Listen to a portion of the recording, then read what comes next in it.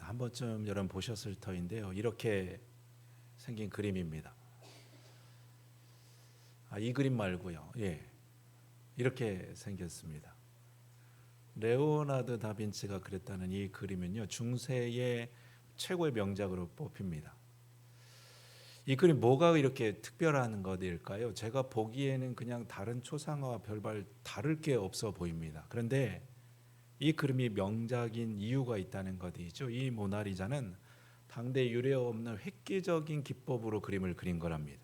소위 말하는 스푸마토 기법이라고 그렸습니다. 이 스푸마토라고 하는 이름, 이탈리아로 연기처럼 사라진다는 말에서 유래했습니다. 쉽게 말해서 색깔의 경과를 명확하게 구분짓지 않고요, 번지듯이 흐릿하게 그린 기법을 말합니다. 그래서 모나리자 얼굴을 보면 입꼬리가 살짝 올라간 것처럼 미소 짓는 것 같기도 하고 무표정한 것 같기도 하고, 그렇죠? 사람의 보는 눈의 각도에 따라서 미소가 보였다가 사라졌다가, 또 보는 사람의 그 눈의 시선에 따라서 모나리자의 시선도 움직이면서 보는 사람 다 시선이 마주치게 그려졌다는 것입니다. 이 모나리자의 묘한 이 미소에 사람들이 그렇게 매료가 된다는 것이지요. 언젠가 한번 이 모나리자 작품이 도난당한 적이 있었는데요. 이 그림을 왜 훔쳐갔는가 범행 동기를 물어보니까요, 그 범인이 하는 말이 자신을 바라보면서 미소 짓는 그 모나리자에게 마음을 빼앗겨 가지고 그 그림을 훔쳐갔다 할 정도입니다. 아니, 어느 정도면 초상화의 그림의 미소를 보고 마음을 빼앗겨서 그림을 훔칠 정도였을까요? 여러분, 이 이야기를 듣고 보니까 왠지 그림이 좀 달리 보이지 않는지요? 그래서 하는 말이 아는 만큼 보인다는 말입니다. 같은 것을 보아도 아는 사람은 더 많은 것을 볼 수 있다는 것입니다. 무슨 말인가 잘 이해가 되지 않는 분들은 이 그림을 한번 보십시오. 무슨 그림일까요? 또 오래된 그림인 것 같긴 한데요. 또 다른 그림도 한번 보여주시죠. 그림의 제목을 한번 보시죠. 1970년대 공주 여자 중학교 학생들, 이렇게 사진 찍은 것. 그 오른쪽 편에 보면 국립박물관 공주 분관에서 영명 중학교 학생들. 그리고 그 아래 그림 보면 공산성 쌍수정 계단 앞에 공주 청년들, 이렇게 돼 있습니다. 우리 성도님들 중에서 혹 공주여자중학교를 나오신 분이 계신지요? 아니면 저기 영명중학교 다닌 분이 계신지요? 아니면 젊었을 때 저 공산성 쌍수정 앞에서 사진 찍으신 분이 계신가요? 어떻게 가만 보면 저 학생들 중에 우리 권사님도 우리 성도님들도 혹시 계신지 모르겠습니다. 그 옛날 공주에 있던 그 사람들의 사진인 것이지요. 그러고 보니까 사진이 좀 달리 보이지 않으시는지요? 모르는 사람은 그저 오래되고 낡은 사진일 뿐이지만요, 학창 시절 여기 공주에서 나고 자란 사람은요, 다른 사람들이 보지 못하는 것을 보게 됩니다. 여기에 내 학창 시절 그 추억들의 이야기들이 보이기 시작하고요, 가까웠던 내 친구들의 얼굴도 보이고 되고요, 젊은 날 꿈꿨던 내 청춘과 젊을 때의 모습들이 보이기 시작합니다. 그래서 여러분, 하는 말이 이것입니다. 아는 만큼 보이고 아는 만큼 더 잘 볼 수 있다는 말입니다. 사진도 그렇고요, 어디 저 놀러 가서 여행지 가서도 그렇고요, 우리 신앙도 마찬가지입니다. 우리 신앙도 여러분, 아는 만큼 보입니다. 아는 만큼 내 삶이 보이고요, 아는 만큼 하나님이 보입니다. 똑같은 삶을 살아도요, 지난 한 주간 동안 비슷한 삶을 살았어도 어떤 이는 보는 이가 있는가 하면 어떤 이는 잘 보지 못하는 이가 있습니다. 하나님 하시는 일을 더 선명하는 이에게 보는 이가 있는가 하면 무슨 일이 있었나? 전혀 깨달지 못하는 사람도 있습니다. 무슨 차이일까요? 내가 하나님을 아는 만큼 보는 눈이 달라지고 아는 만큼 살아가는 것이 달라지게 되어 있습니다. 그래서 여러분, 우리의 신앙의 크기는 하나님을 아는 만큼입니다. 다른 하나님이 아닙니다. 내 하나님을 아는 만큼입니다. 오늘 본문 1절 말씀을 한번 보시죠. 1절 말씀 우리 한번 같이 읽도록 하겠습니다. 김은혜 집사님도 같이 보시죠. 1절 말씀 다 같이 읽도록 하겠습니다. 시작. 여호와여 주님은 나의 하나님이시니 내가 주님을 존귀히 여기며 주의 이름을 찬양합니다. 주께서 놀라운 일을 보이셨고 언제나 말씀대로 이루셨으며 오래전에 계획한 일을 그대로 행하셨. 여기 첫 구절을 보시죠. 여호와여 주님은 나의 하나님. 이사야 선지자가 단순히 주님은 하나님이십니다 이렇게 말하지 않고요. 주는 나의 하나님이시다 고백합니다. 여러분, 다른 이의 하나님을 말하는 것과 나의 하나님을 말하는 것은 다르지요.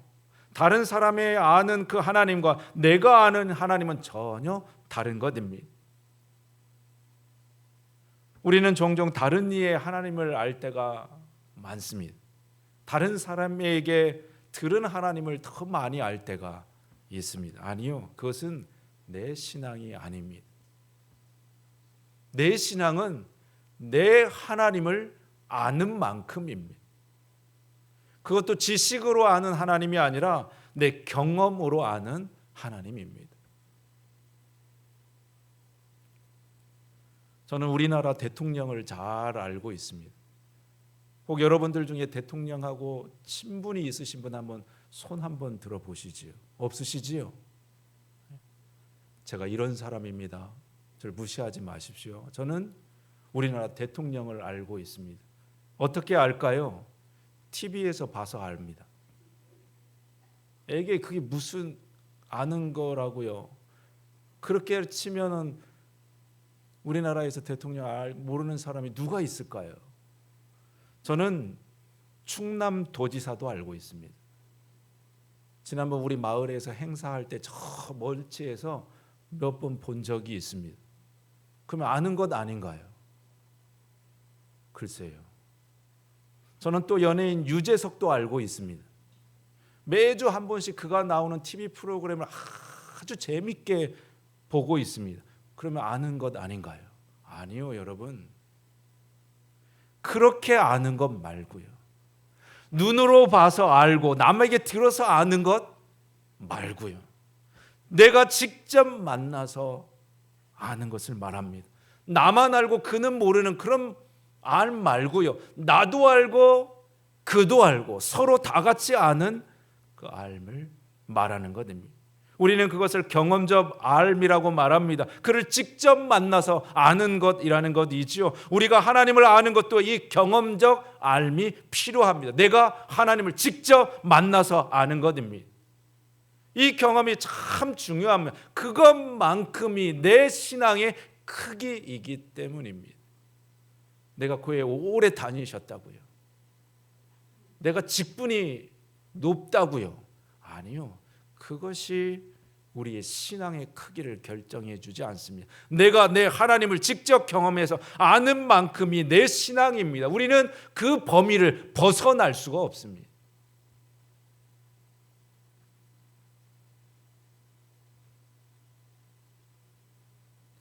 우리가 누구를 사귀려고 그래도요, 시간이 필요하죠.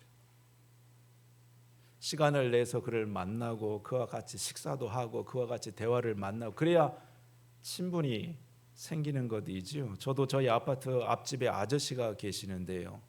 몇 년을 지났어도 엘리베이터 앞에서 인사는 해도 별로 아는 게 없습니다. 그러면 참 잘생기시고 선하게 생기셨는데 말수가 별로 없습니다. 그러니 아무리 제가 말을 걸어도요, 대화가 안 되면 몇 마디 하면 그냥 대화 끝. 그러니까 평생 오랜 동안 봐도 별로 친해지지가 않습니다. 여러분 교회에서도 그냥 예배만 드리고 후딱 집에 가시지 말고 식사도 하시고 교제도 나누시고 그렇게 하셨으면 참 좋겠습니다. 자주 마주쳐야 친해집니다. 특히 우리 충청도 분들은 친해지려면 시간이 좀 더 필요하시지요. 속내를 잘 내비치질 않습니다.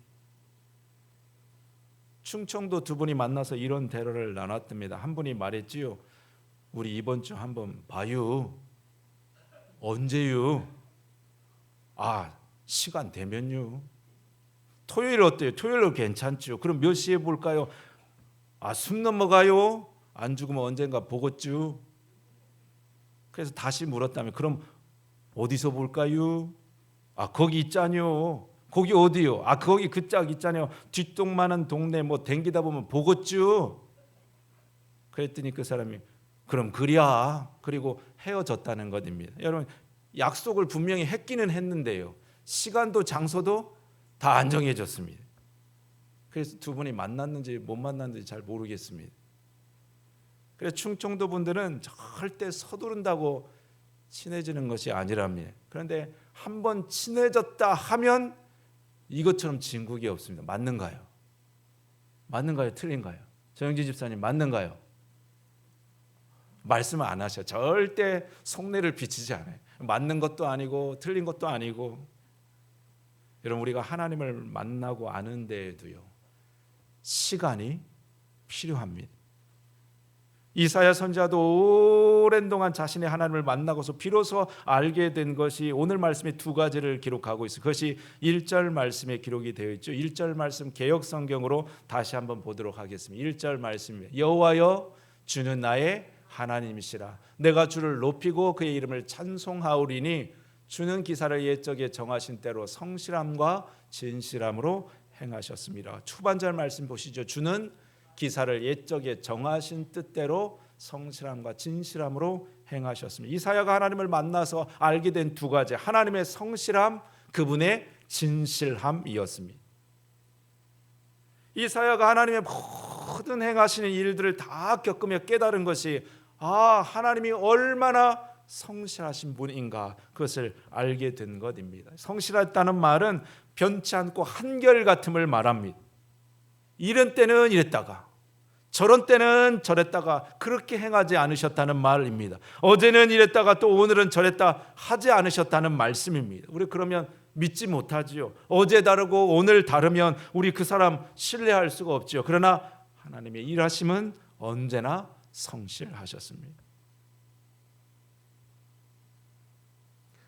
우리도 다짐하고 결심할 때가 있지요. 그런데 그게 얼마나 오래 가는지요. 그래서 우리가 성실을 하려고 해도 그렇지 못할 때가 많아. 그래서 스스로에게 실망하고 그래서 다른 사람에게 상처 줄 때도 있습니다. 몇 주 전에요. 저희 아이들이 방학 얼마 안 남았다고 그래가지고 할머니 집에 좀 놀러 간다고 그래서 그러라고 그랬습니다. 우리 노용준 집사님은 저 어디 바닷가 어디로 가셨어요? 대천으로 가셔서 방학 전에, 그죠? 아이들 방학 끝나기 전에 약속 지키느라고 바닷가를 갔는데 저희 아이들은 할머니 집에 이제 놀러 간 것입니다. 이제 방학 끝나고 개학하게 되면 또 막 정신없이 학교 다니고 학원 다녀야 되니까요. 마지막으로 할머니 얼굴도 보고 재미있게 보내라고 아이들이랑 엄마하고 다 같이 다녀오도록 한 것이지요. 그러면서 얼마나 미안해하는지요. 아빠만 혼자 있다고, 우리만 좋은 시간 보낸다고, 아빠는 어떻게 하냐고, 아빠는 밥을 어떻게 먹느냐고, 아빠는 밤에 무서워서 잠 어떻게 자느냐고 미안해하는 것입니다. 그렇게 아이들을 보내고 저 혼자 며칠을 지나다가 이틀 만에 아이들이 집에 돌아왔어요. 그런데 아직도 기억나는 것이 아이들이 집에 돌아오자마자 하는 말이 그겁니다. 아빠, 강아지는? 강아지 밥은 잘 챙겨줬지? 아빠, 왜 강아지 밥그릇에 밥이 없어? 왜 물 그릇에 물이 없어? 강아지 산책은 시켜줬어? 세상에요. 어떻게 이럴 수가 있습니까? 아빠 얼굴은 쳐다보지도 않고요. 아빠는 밥 어떻게 먹었나 물어보지도 않고요. 강아지만 붙잡고 있는 겁니다. 이런 배신감을요. 이렇게 갈 때 다르고 올 때가 다릅니다. 여러분, 사람은 그렇습니다. 사람은 성실하려고 그래도요, 성실하기가 참 어렵습니다.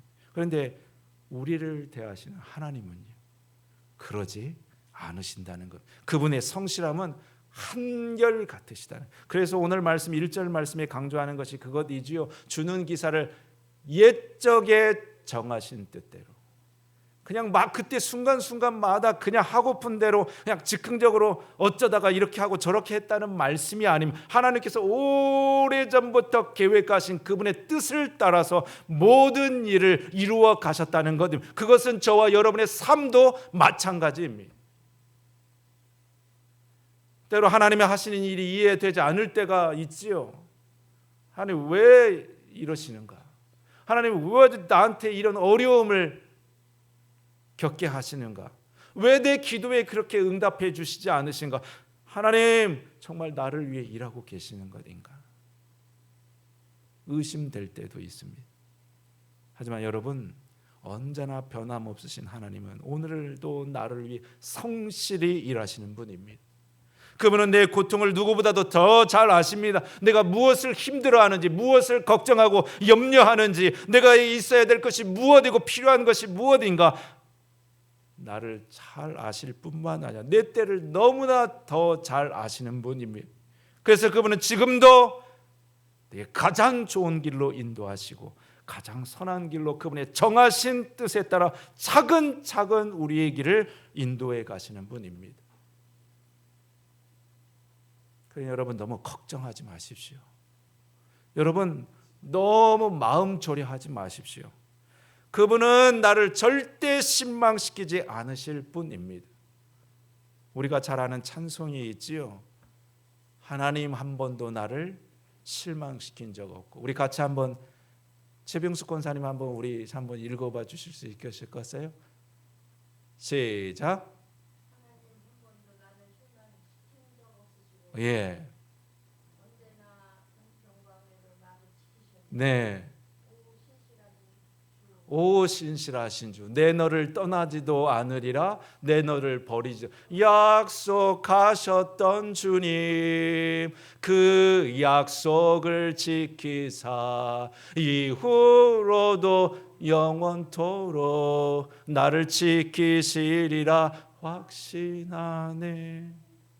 여러분, 믿음이란 그와 같은 것. 믿음이란 모든 일들이 다 이해가 돼서 하나님 길을 따라가는 것 아니라, 때로는 이해할 수 없을지라 주님이 나를 떠나지 않겠다고 하시니, 주님이 나를 버리지 않겠다 그 약속하시니, 그 약속 믿고 영원토록 나를 지키실 그 하나님 성실하심에 따라 그 길 가는 것, 이것이 믿음입니다. 그래서 여러분, 우리의 믿음은 크기는 거기까지만, 내가 내 하나님, 그 하나님의 성실하심을 믿고 아는 크기만큼입니다. 그 하나님의 성실하심을 내가 경험하는 만큼, 그것이 내 신앙의 크기입니다. 바라기는 여러분, 이 하나님의 성실하심을 나도 경험케 되고 알게 될 수 있기를 축복합니다. 그런데 또 하나가 있지요. 이사야 선지자가 하나님을 경험해서 알았던 두 번째 것은 하나님의 진실함이었습니다. 진실하다는 말은 바르고 참되다는 말씀이, 쉽게 말해서 거짓 없고 꾸밈이 없으시다는 것입니다.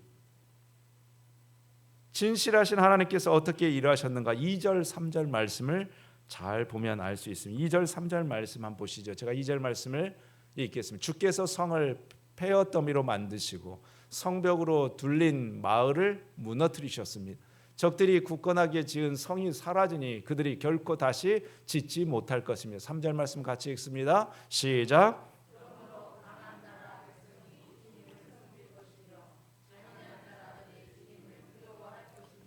왜 하나님께서 성들을 무너뜨리고 성벽을 폐하겠다 말씀하시는 것일까요? 스스로 힘있고 강하다고 자만하는 자들에 대하여서, 하나님을 인정하지 않는 자들, 하나님 그렇게 하시겠다는 말씀입니다.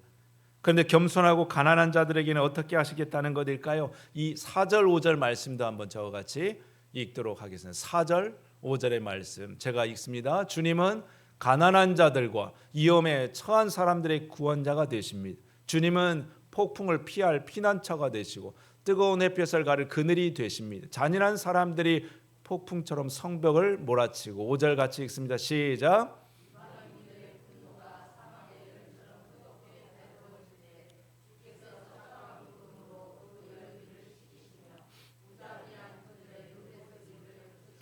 이것이 하나님의 일하심이지요. 이것이 이스라엘뿐만 아니라 온 나라들의 하나님의 진실하심이었습니다. 교만한 자들은 낮추시고 하나님 앞에 겸손한 자들은 높이고 보호하시고 피난처 되어 주신다는 것입니다.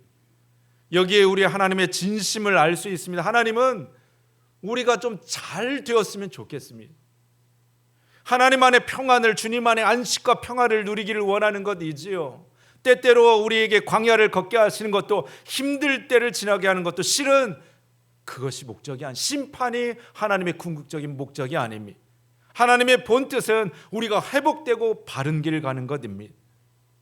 하나님 결코 우리가 인생에 무거운 짐을 지고 괴로워하는 삶을 살아가는 것, 그 즐기시는 분이 아니라는 말씀이죠. 하나님 저 높은 곳에서 보시며 이 낮은 우리가 힘들게 고생길을 가면서 어디 잘 가는가 보자, 잘 견디나 한번 보자, 그것 지켜보시는 심술궂은 하나님 아니시라는 말씀입니다. 하나님은 절대 우리를 못되게 하는 데 관심이 있으신 분이 아니며 오히려 하나님 우리가 잘 됐으면 좋겠습니다. 우리가 행복했으면 좋겠습니다. 이게 하나님의 본심이죠. 그분의 진심입니다. 언제 우리가 이 하나님의 진심을 다 알게 될까요? 그래서 여러분, 우리가 이 하나님의 진실함을 아는 만큼이 내 신앙입니다. 그 하나님의 진실하심을 삶 가운데 체험하는 것, 그만큼이 우리의 신앙의 크기입니다. 다시 한번 말씀드리지만 여러분, 머리로 아는 것 아닙니다. 내 삶을 통해 그와 같은 내 하나님을 만나고 경험하는 것입니다. 그만큼이 내 신앙의 크기입니다. 내 삶에서 내 하나님의 성실하심을 아는 만큼, 내 오늘의 삶에서 내 하나님의 진실하심을 아는 만큼, 그만큼이 내 믿음입니다.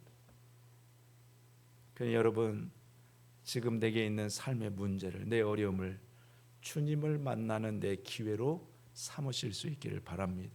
어쩌면 지금 내게 일어나는 그 일이 하나님께서 나를 만나기 위해 찾아오시는 부르심인지 우리는 모릅니다.